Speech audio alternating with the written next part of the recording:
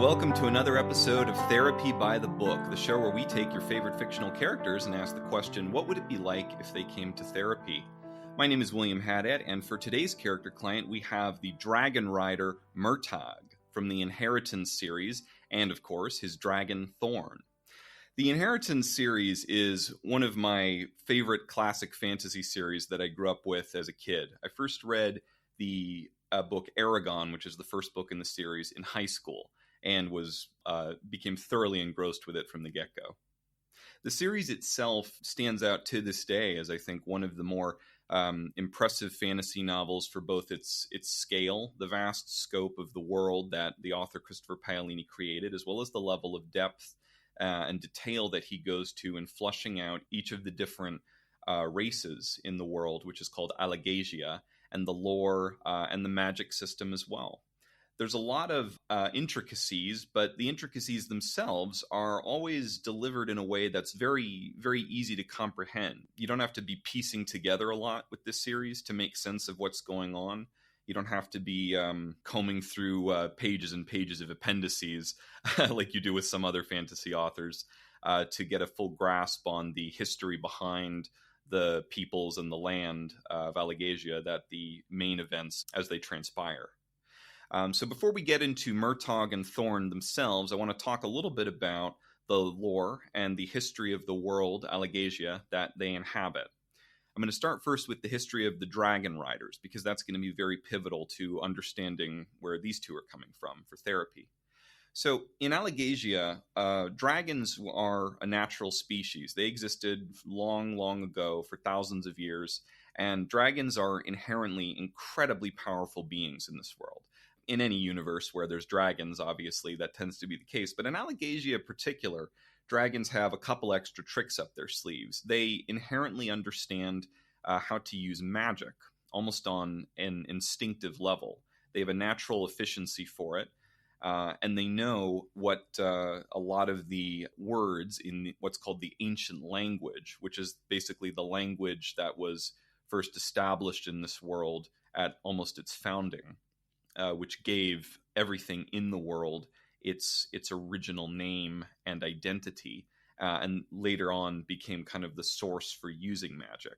Not to get too far off on a tangent, I'll talk more about the magic system as well in a moment, but in order to use magic in the world of Alagaësia, you need to know the name of something in the ancient language, which was the first established form of identity for everything in the world. If you know something in the ancient language, you can use magic if you then also have the ability to use magic, which is kind of a separate talent that some beings can cultivate and others can't, and some have a greater natural affinity for, like dragons, but also elves actually in the series, and others don't. So in short, dragons have an intuitive knowledge of magic and the ancient language and can use it to great effect. Their powers, their energy reserves are all extraordinary. And for a long time, there was actually, I believe, if I'm remembering right, there was war between the dragons and some of the other species, some of the other races of Alagaësia. But eventually it came to pass that certain beings of the other races learned to connect and bond with the dragons to a point that they began to ride them. They befriended them, they started to work together and became dragon riders. And dragon riders themselves become changed physically and spiritually as a result of their connection with whichever dragon they end up bonded to. A dragon rider has the ability to use magic. They have the ability to communicate telepathically with the dragon that they're bonded to. They're connected on almost a spiritual level and an emotional level that goes beyond words. There are times when they're almost so in sync that they become one being in some instances. Another thing, too, about dragon riders is that they are immortal. Like the elves of Alagaësia, a dragon rider, even if a dragon rider themselves is not an elf, once they become bonded to a dragon, they're going to live forever. And they can still be killed in battle, but of old age, I believe, is no longer going to be a factor for them. On the other hand, here's the interesting thing. If the dragon of a dragon rider is killed in battle, the dragon rider goes on living. But if the rider is killed, then his dragon dies as well. So it's a bit one-sided in that regard, but it also goes to show just how truly intimate the connection between these two extraordinary beings can become. So also to talk a little bit more about the magic system. As I said before, magic is derived from knowledge of the ancient language, and much of the ancient language, or I should say the power of the ancient language, in turn has to do with names. In the world of Alagaësia, if you understand what's called the true name of anything, which is usually expressed using the ancient language, then you understand the thing, whatever it is. It could be a person, it could be a river, an animal, whatever the object or person, place, or thing. If you know its true name, then you have control over it because you understand it at its deepest core. You understand the essence of that. And being able to then call upon magical energy to manipulate it using the ancient language can allow you to do pretty much anything from levitating objects to summoning fire, summoning objects, manipulating the world around you, controlling people, seeing into their hearts and minds and thoughts, creating illusions, all kinds of extraordinary feats. And magic itself takes energy. When you perform a spell, it saps a part of your energy and to some extent your will. It's sort of the equivalent of if you're physically fighting. I think in the earlier books, when the protagonist Aragon is still learning how to use magic, it's often described as it feels like running all day or sparring all day. That's how he feels often after trying to perform some of his early spells. They just take the physical energy out of him. And it's also established very early on that if you concentrate too hard, if you push yourself beyond your limits to try to cast a spell that you don't have the energy for, you will actually die.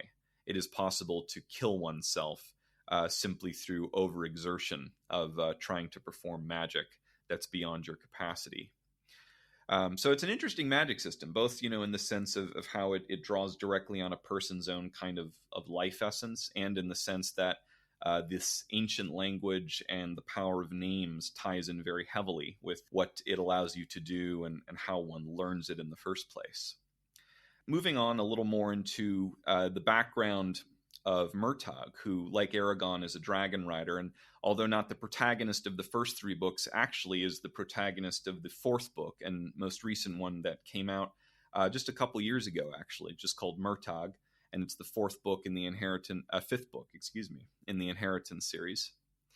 Murtagh is the son of a man named Morzan, who was the leader of a group of dragon riders called the Forsworn. Long before Murtagh was born, there was another dragon rider named Galbatorix, who lost his original dragon and became so disillusioned and maddened by grief that he eventually turned against the rest of the order of the dragon riders and became obsessed with finding ways to basically dominate the entire realm of Alagaësia and acquire power over all dragons and all other races hitherto untold. And aiding Galbatorix, eventually he corrupted and turned another group of dragon riders in the order to his cause. These became known as the Forsworn, the dragon riders who betrayed the order to join Galbatorix in his quest for domination. And Morzan was the leader of these traitors. He was the first among the Forsworn and one of Galbatorix's most devoted followers throughout his ascension. Murtagh is Morzan's son. He has the blood of a traitor and one of the most hated individuals in the land running through him. So naturally, he comes into the world with quite a bit on his shoulders already. Murtagh is raised as a boy in the court of Galbatorix after he's already defeated and overthrown the rest of the Dragon Rider Order and become king in his name of Alagaësia, and is working on subjecting the rest of the realm to his cruelty. Murtagh is treated with largely deference because he is the son of Morzan, although Morzan himself is actually dead at this point. He's killed, long story short, he's killed by another dragon rider, one of the survivors of the original order named Brahm, who sneaks into the castle and finds a way to eventually kill Morzan and escape with a couple of dragon eggs that Galbatorix had been keeping to himself, but that Brahm gets out to try to find ways to raise and train new dragon riders who can be free. That's more the plot of the other book, so I don't want to spend too much time on that. But it is prominent because it adds to Murtagh's backstory in that not only was his father this terrible person, but it was also somebody that disappeared from his life fairly early on, although not before one awful instance where one night in a fit of anger, Morzan actually threw his sword at Murtagh when Murtagh was just a boy, and the sword ended up scarring Murtagh on the back, leaving an awful mark that he carried with him for the rest of his life.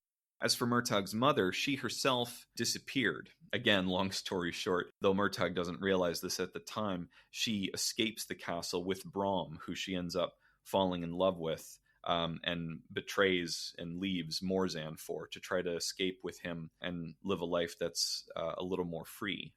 So understandable given how awful her life was too. Both she and Murtagh lived very dark lives under the yoke of abuse and cruelty from both Morzan and Galbatorix. But for Murtagh, becoming orphaned and growing up alone in the court of Galbatorix from a very young age is not at all an easy thing.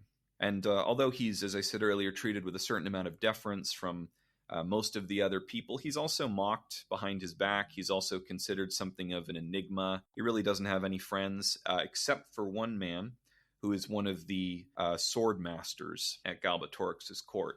I'm blanking on his name, but we see through flashbacks much later on in Murtagh's life that this was pretty much the only man that he could count on, that he had something of a surrogate father relationship with. And it was this sword master who taught Murtagh how to fight and how to start to form a little bit more of an identity in his own right. Eventually, with the swordmaster's help, Murtagh manages to escape from Galbatorix's court when he's a little older, although tragically the swordmaster dies in the process. They were both supposed to escape together, but things don't work out. Murtagh is on the run now. Where's he going to go? What happens is he ends up joining up with Aragon in the first book and actually helps him for a while, claiming that he's through with Morzan, he's through with his heritage, he doesn't want any part of this legacy that he was born into and had to grow up with all the cruelty being inflicted on him. So he helps Aragon for a while, but is later captured and taken back to Galbatorix. And this time, Galbatorix shows no mercy. He ends up bringing Murtagh in contact with one of the dragon eggs that he still possesses, and this egg actually hatches for Murtagh. The thing about a dragon rider to note is that the dragon always chooses the rider, and it happens while the dragon is still an egg. When it finally comes into contact with the person that it knows on an intuitive level it wants to become bonded with and be its rider, then the dragon hatches. It's almost something that's purely instinct. You know, the dragon isn't technically born yet, so you can't really say it chooses, and yet at the same time it does choose, not consciously. But anyway, Murtagh has a dragon hatch for him, and he becomes a rider in that moment. But then Galbatorix, using his magic, tortures them and subjects them to endless cruelty, and eventually to the point where he then forces them to swear fealty to him in the words of the ancient language. Remember, the language of magic, which in doing so becomes permanently binding. By doing that, and by being pushed under this magical collar, they are forced to do Galbatorix's bidding, whether they want to or not. And as a result, then go on to commit a very awful number of atrocities in the war that follows across the events of the main series. Battling Galbatorix's empire of cruelty is a group of rebels known as the Varden, which Aragon eventually joins up with. And by the way, Aragon, if you're familiar with the series, you know he's also a dragon rider. His dragon is named Saphira, and the first four books in the series are really about their journey and efforts to overthrow Galbatorix. But Murtagh is present throughout all this. He's here and there. And for much of that, he's being forced now to fight against them, these two that he originally tried to help and did help for a time. But now he's forced to become their enemy again and kill a lot of innocent people and just horrific things without any choice in the matter. So it all comes to a head when, after a lot of battles, Aragon and his friends finally confront Galbatorix in his own palace, and Murtagh and Thorn are there as well. And Murtagh, at that point, things come to a head, but Murtagh eventually is able to break free of Galbatorix's mind control through two means. First, he uses something called the name of names, which is, in essence, the name of the ancient language itself. By using the name of names, which is so rare and so powerful that, I could count off on one hand the number of people in the series who know about it at this point, you're able to actually change the true name of something in the world and thus change its core identity, change what it means and represents, and the impact it will have on the world around it. Murtagh uses the name of names to destroy the magical wards and barriers that Galbatorix has cast about himself to make himself all but invulnerable to other magical attacks. And then he also discovers that he's able to now break free of Galbatorix's mind control because his own true name has actually changed at this point. Again, to make a long story short, earlier in the fourth book of the series, which is all about the final showdown with Galbatorix, the leader of the Varden, whose name is Neswada, is captured at one point and imprisoned and tortured in Galbatorix's palace. And Murtagh is often present during those torture sessions. He doesn't torture her himself, but he is there because he knows Neswada. He remembers her from briefly when he was helping Aragon earlier. And over time, he comes to develop feelings for her and to want to help her. He doesn't like seeing her subjected to all of this. Now, he can't defy Galbatorix directly, but what he is able to do is he's able to help her keep her sense of sanity and give her, using his own magic, just little hints and subtle gestures and small barriers and proddings to help her keep from breaking completely, to keep her sense of sanity and identity so that she's able to resist the torture. And as a result of the compassion that he feels for her, the lengths that he goes to, in spite of everything that he's also been through, to try to help her, his own identity changes as a result. There's a sort of a paradigm shift within him, you might say, and this paradigm shift results in his own true name changing, which because the true name in which he swore the oaths of fealty to Galbatorix was different, those oaths are now invalid under this new true name that he has become. Wonderful storytelling craft there by Christopher Paolini. I always loved that dynamic. And fun fact, it actually mirrors Murtagh's mother, who, as I said earlier, she left the palace. The reason why she did that was because through her time with Brom and the compassion that Brom showed her while he was infiltrating the palace to try to get back at Morzan, her true name changed. And that's why she was also actually able to leave and escape under the control that she had been under. So, little beautiful example of it all coming full circle there, and a wonderful demonstration of how this magic system works. Thanks to Murtagh's transformation, Galbatorix is finally defeated, and afterwards, he and Thorn embark upon a journey of self-discovery and penance across the land, because even though the king is dead, there's a lot of people that still hate them, and only a very few, such as Aragon and Neswada, know the full story and know what Murtagh and Thorn really went through and whose side they are on and always have been in their hearts. So they're allowed to leave and go off on this journey. And in the fifth novel, Murtagh, that I mentioned earlier, this journey takes them to quite a few different places and eventually lands them smack in a cult. Now, they don't join the cult. No. Far from it. It's not like that. But this cult that they encounter far away, actually beyond the borders of Alagaësia, ends up being their greatest challenge since dealing with Galbatorix directly. The leader of the cult is a woman who's a witch named Bashel, and she in turn is in service to this mysterious, incredibly powerful, vast, terrible entity known only as Azlagur the Destroyer. Who this Azlagur is at this point, when I'm recording this episode, hasn't been fully revealed yet in the series. My guess is that it is Azlagur is some kind of ancient primordial great dragon or something similar to that effect.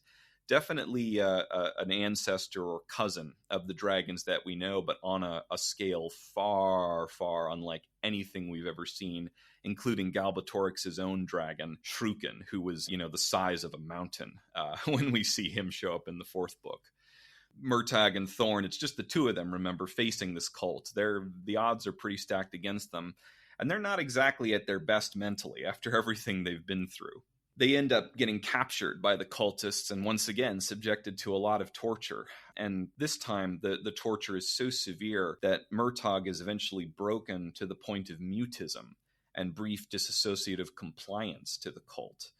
He doesn't submit to them. He never breaks like he does to Galbatorix in that he agrees to swear fealty to them in the ancient language. But he is so worn out and exhausted by the pain in his efforts that he eventually just sort of disconnects and becomes numb, even cuts himself off from being able to use magic because it's all that he has to go on at this point to stay alive. So things look grim for the two of them, but thanks to a couple of friends that they do make inside the cult, one is a fellow prisoner like them who gives Murtagh a healing stone, and the other is actually a young woman in the cult who greatly admires Thorn and loves dragons and comes to turn against the cult when she sees how cruelly they treat Thorn after they're captured. The two of them eventually help Murtagh to heal just enough that he's able to reawaken his magical abilities, and then together with Thorn rise up to overthrow the cult once and for all and defeat Vishel. There's an amazing moment in Book 5 where when Murtagh has finally become himself again and broken free from his numbness, he shouts at Thorn to just burn it all, burn and kill, destroy everything, tear this place apart. And Thorn is like, you don't have to tell me twice. So that's a very cathartic moment in the series where they finally let loose and turn everything back on those that have been trying yet again to break them. So they overthrow the cult, and then after that, Thorn flies them all back to Neswata, where she is at this point the new queen of Alagaësia. And from there, it's a beautiful exchange that they have at the end of that fifth novel. She asks Murtagh to stay, despite everything that he's done and everything that they've now been through post-war. She wants him and Thorn to stay in the capital city for a while with her. Very beautiful stuff. So coming now to diagnosis, it is once again complex PTSD for both. We see symptoms of mutism, as I said earlier, selective mutism from Murtagh as a result of his torture, emotional detachment, disassociation. There's also several instances in the fifth novel where Murtagh suffers from night terrors and flashbacks in his dreams to what he has been through with Galbatorix, even as he's also going through the stuff with Vishel and the cult. And I haven't mentioned this before, but Thorn also has actually a trauma-induced phobia of tight spaces, trauma-based claustrophobia, you might say. This is as a result of the type of torture that he went through as a young hatchling dragon. In Galbatorix's palace, they used magic to make him grow faster than dragons normally do, but then kept him in a very closed space that was much too small for him at the same time. So as a result, even though he was still young, he was large enough to be all but completely frozen and not knowing how to use his body effectively yet. It rendered him extremely vulnerable. So now even as a full-grown adult, Thorn still struggles with tight spaces and just freezes up. And not even Murtagh can do anything to help him overcome it, at least for the vast majority of the story. At the end of the fifth novel, there is a moment where, I won't spoil it if you want to read it, but there is a moment where Thorn has to make a choice whether to finally overcome and push through his phobia or risk almost certain death for them both. And definitely recommend reading that to see what happens. But there's their diagnosis, complex PTSD. There's also a lot of avoidance, I will say. They both very avoidant of other people socially. And even when they're together with each other, they understand each other so intuitively that even though they talk about what they've been through, they don't necessarily have a lot of very deep, in-depth verbal conversations. Thanks to their telepathic bond, a lot of what they communicate in terms of vulnerability can be said without actually saying it, which is interesting, but also presents a bit of a challenge to me as a therapist, and certainly doesn't do them any favors in terms of being able to connect with other people in their lives. So when it comes to when it comes to the treatment approach for these two, it goes without saying you can't do therapy for one without the other. Even if I were to see Murtagh alone in a room, he would still be connected to Thorn. Thorn would still have access to all of his thoughts. The only way to make that totally separate would be to meet one or the other in a location so far from where the other was at the time that their telepathic connection couldn't be established, which can happen if there's a great enough distance. But to be honest, I don't think that would be productive unless there really were things that, they told me they wanted to say in confidence. But I think that would create more of a hindrance than a help for their treatment because, even if we did that, even if we had that set up, as soon as they, got back together, they would immediately have that connection reestablished. And then everything that they said in confidence to me would probably be made clear to the other, unless they deliberately tries to close their mind off. But we're just running into a lot of webs there that I don't think would be helpful. So this is definitely going to be a conjoint treatment approach. Not the same as couples, though, because again, remember, their connection is not romantic.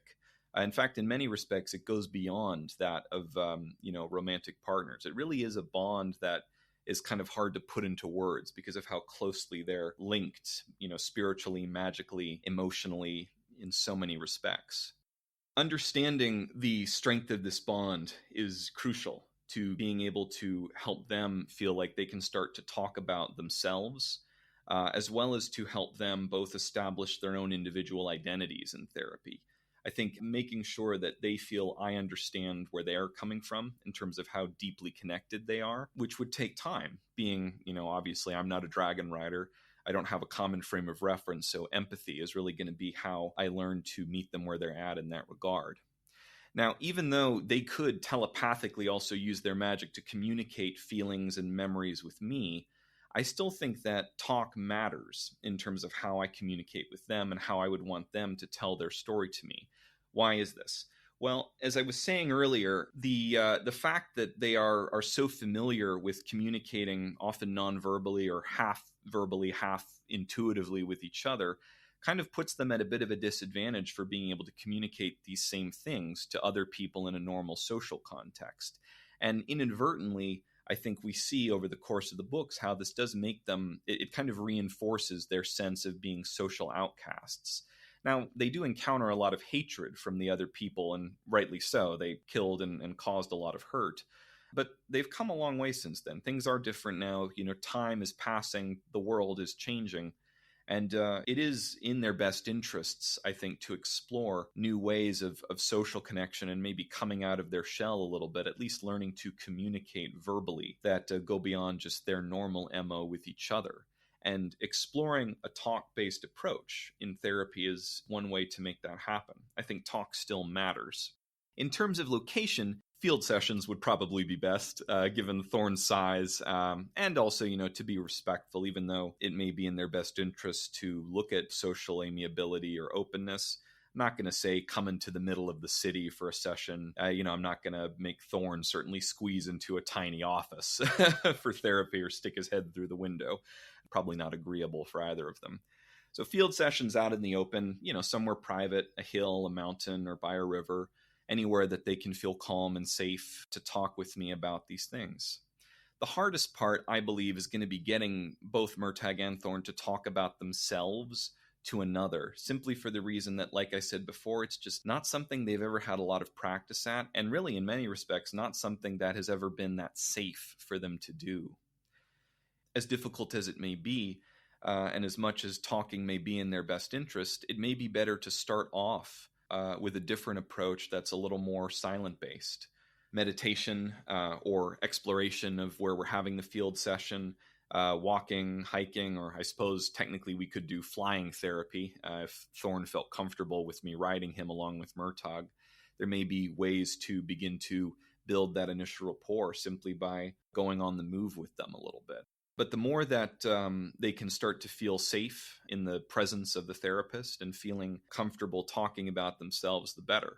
Patience and non-judgment, absolutely critical for all the trauma that they've been through. If we're able to get through that initial hurdle of rapport, the trauma work is going to take on a focus of looking at vulnerability and looking at ways to help them understand that vulnerability is not a weakness. Because in many regards, they've been forced to show almost no vulnerability to anybody but each other. And there's a beauty and a strength in that, because that vulnerability that they kept with each other was what allowed them to ultimately overcome so much of the terrible ordeals that they went through. But that there's also important room for growth, with a new understanding that their vulnerability is a strength and not something that they have to constantly protect anymore. They may actually find it easier to be around other people even if they still don't discuss their pasts all that much. And they don't have to, certainly. Some of learning to be vulnerable about one's trauma doesn't mean you now have to go out into the world and tell everybody the full story. More, it's finding a way to feel comfortable with yourself so that you're no longer feeling burdened or distracted by the memory of your trauma when you're trying to spend time with other people. It's a subtle distinction, but crucial for anybody who's ever worked through a trauma before and tried to come back to the world as they know it afterwards. You see things differently, and that can make you feel often like you don't belong among other people. But really, that's not the case. What's going on is often you feel like you don't belong in yourself. You don't belong in your own skin. And therefore, if you don't feel that way, how can anybody else feel that way about you? That's the leap a lot of us make. And so helping Murtagh and Thorn learn to recognize that really it's about understanding that they still have friends who love and care for them.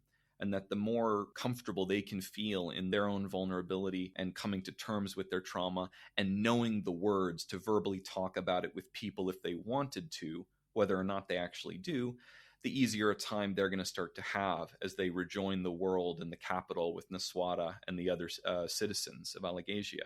They know their identities. I want to be clear. This is not going to be a whole lot of work on uncovering the past or unlocking repressed memories, because they know their identities and they fought very hard to retain them. I think a trauma narrative with emphasis on the power of names, per what I was talking about earlier, because of how Murtagh used names to ultimately first change his identity, and the spoken word, which again also ties into the nature of the magic system itself, would be a good approach because it's something that they would both be familiar with from their own experiences. So adding elements of trauma, adding elements of empowerment, and looking at vulnerability to change that narrative once again for their new role and their new identities in the world going forward. A great example of this that I would probably cite just to wrap up is Murtagh in the 5th novel at one point uses the name of names once again, this time to change the name of his sword. His sword is an infamous blade. It's colored red, and its name initially is Zarok, which means misery, and it was the sword of his father, Morzan, first of the Forsworn, that he used to kill and commit a lot of atrocities for Galbatorix, and later that Murtagh used himself under Galbatorix's control to do a lot of damage in his own right.